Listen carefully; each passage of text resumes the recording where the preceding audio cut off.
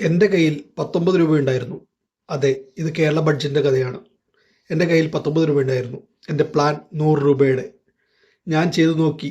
വീട്ടിൽ അയൽവാസികളോടും സുഹൃത്തുക്കളോടും ബാങ്കിൽ financial company എല്ലായിടത്തും കയറിയിറങ്ങി ഒടുവിൽ കിട്ടിയത് 19 രൂപ കൂടി മാത്രമാണ്. അത് എൻ്റെ വരുമാനത്തിന് 100%.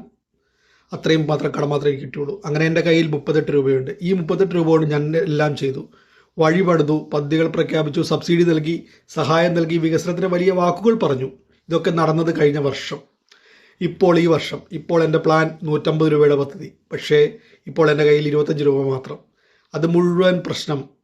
പ്ലാൻ വലുതാവുന്നു, വാക്കുകൾ വലുതാവുന്നു, അക്കങ്ങൾ വലുതാവുന്നു, പക്ഷേ കയ്യിലുള്ളത് കുറയുന്നു.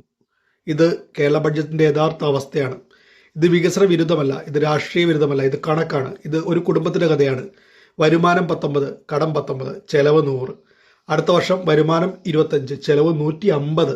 ഇത് കേട്ടാൽ നമ്മൾ പറയും, ഇത് നിലനിൽക്കുമോ? ഇത് എത്ര നാൾ? ഇവിടെ ആരും ചോദിക്കാത്തൊരു ചോദ്യമുണ്ട്. കടമെടുക്കുന്നത് തെറ്റല്ല, കടത്തിൽ ജീവിക്കുന്നത് അപകടമാണ്. കടം എടുത്താൽ അതിനൊരു പ്ലാൻ വേണം, അത് തിരിച്ചു നൽകാൻ വഴി വേണം. പക്ഷേ ഇവിടെ കടമടയ്ക്കൽ വേണ്ടിയാണ്. പഴയ ലോണിന് പുതിയ ലോൺ.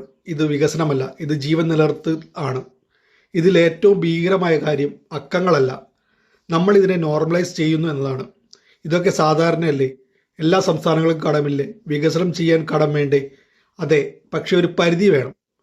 38 രൂപ കൊണ്ട് 100 രൂപയുടെ ജീവിതം കുറച്ചു കാലം നടക്കും. പക്ഷേ 25 രൂപ കൊണ്ട് 150 രൂപയുടെ സ്വപ്നം നീണ്ടു നിൽക്കില്ല. ഇത് കുറ്റപ്പെടുത്തലല്ല, ഇത് പേടിപ്പിക്കലല്ല, ഇത് മുന്നറിയിപ്പാണ്. ഇന്ന് ബഡ്ജറ്റാണ്, നാളെ അതിൻ്റെ ഭാരം നമ്മുടെ മേലായിരിക്കും.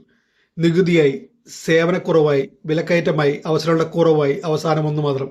കയ്യിലുള്ളത് എത്രയാണെന്നറിയാതെ സ്വപ്നം വലുതാക്കുന്നത് ധൈര്യമല്ല, അത് അപകടമാണ്. വികസനം വേണം, പക്ഷേ കണക്കുകളുടെ മുകളിൽ അല്ല. ഇതാണ് കേരളത്തിലെ ബഡ്ജറ്റിൻ്റെ 38ഉം 25 രൂപയുടെ കഥ പറയുന്നത്. ചിന്തിച്ചു നോക്കൂ, കാരണം ഈ കണക്കുകൾ നമ്മുടേതാണ്. Thanks for watching.